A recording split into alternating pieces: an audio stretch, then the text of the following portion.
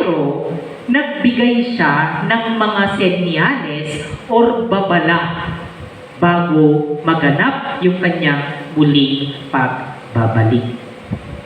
Kasi nasa Saudi po ako, I don't know kung napanood niyo po yung movie na 2012. 2012. Yung 2012 na yun, ang kanyang pinakatema na movie ay End of the World. End of the World. Magugunaw na ang mundo sa pamamagitan ng isang dilubyo, isang massive and intense na tsunami. Yun po yung context ng movie na yun. And marami pong nagsilabasan at that time na, oo nga no, kasi ito na yung end ng calendar ng Maya, 2012, pumata. After that, wala nang susunod. So ang dami na na-deceive. Yung iba, nagbenta pa ng kanilang mga ari-arihan kasi hindi naman daw nila madadala sa langit.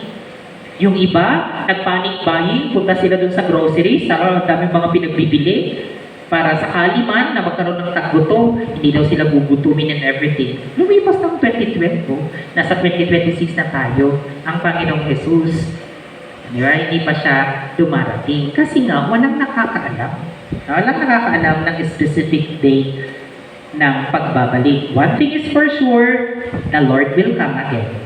Yun po ay sigurado. Malamang, huwag tayo magbibigay ng timeline. So, tignan po natin ang pagtuturo patungkol dito. So, ano nga ba yung kanyang mga ibinabala? Ano yung babala ng Panginoong Diyos doon sa pagiging laging handa? Una, na kanyang babala, basahin po natin in verse 4, kung itutuloy-tuloy po natin yung chapter 24, verse 4, sumagot si Jesus. Kasi ang tanong nila, di ba? Ang tanong, when will these things happen? Kailan mangyayari? What will be the sign of your coming and of the coming age? Ito yung sagot ng Panginoong Jesus. In verse 4, sabi niya, sumagot si Jesus, mag-ingat kayo upang hindi kayo mailigaw ni numan. Mag-ingat kayo upang hindi kayo mailigaw ni numan. So there is a deception. And verse 5, maraming paparito sa pangalan ko at magpapanggap na sila ang Kristo at marami silang maililigaw. Take note, ang kausap ng Panginoong Jesus, mananampalataya. Tama po ba? Sila po ay mga disipulo ni Kristo. Hindi man po sila yung mga hindi pa nanampalataya kay Kristo. Kundi, kausap niya, mga mananampalataya. Ano po ang gusto kong puntuhin dyan? Sabi dito, maraming paparito sa pangalan ko at magpapanggap na silang Kristo at marami silang maililigaw. Even the very elect, maging mga Kristiyanong naturingan, ay maaaring mailigaw kung hindi mag-iingat. Kasi kaagad-agad, when it comes to the word deception, ang unang-una nang papasok sa isip natin, ay, naging mga Kristiyano, ma-deceive. Hindi po. The Bible is very clear that even yung mga mananampalataya ay merong tendency na mailigaw.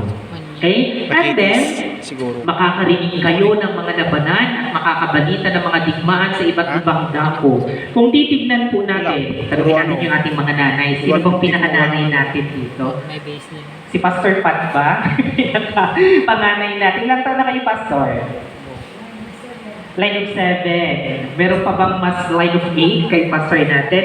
Doon sa line of 7 na taon na yun, Nay, nakailang digmaang pandaigdig po ang inyong na-witness? Have you witnessed World War I? World War II for sure.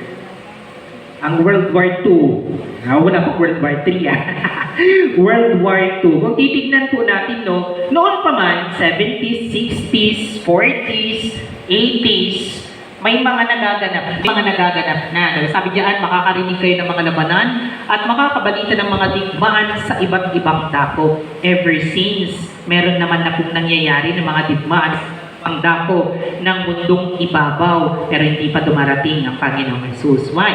Kasi sabi niya ganyan, ngunit huwag kayong mababahala dahil talagang mangyayari ang mga iyon bagamat hindi pa iyon ang katapusan ng mundo.